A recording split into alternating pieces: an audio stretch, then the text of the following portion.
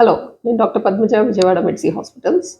చాలామంది అడిగేది నేను బరువెందుకు పెరుగుతున్నాను? ఫుడ్ ఇన్‌ఫాక్ట్ జాగ్రత్తగానే తింటున్నాను. లైఫ్ స్టైల్‌లో పెద్దగా మార్పు లేదు. కానీ బరువు పెరుగుతున్నాను.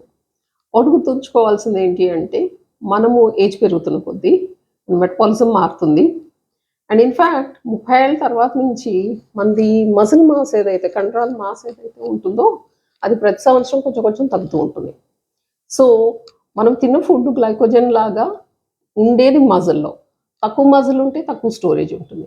మజిల్ ఎంతుంటే మనం మూవ్ అయినప్పుడల్లా అంత ఎనర్జీ బర్న్ అవుతుంది. సో, మజిల్ తక్కువ ఉంటే బర్నింగ్ తగ్గుతుంది.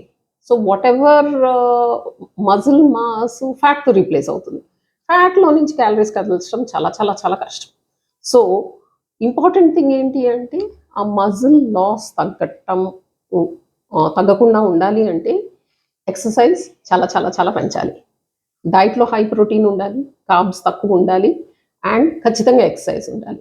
మజిల్ మాస్ ఉండటంతో బ్యాలెన్స్ ఉంటుంది. ఫాల్స్ తగ్గుతాయి అండ్ మజిల్స్ మూవ్ అయితే తప్ప బోన్స్‌కి స్ట్రెంగ్త్ అండ్ ఆస్టియోపోరోసిస్ ప్రివెన్షన్ ఉంటుంది.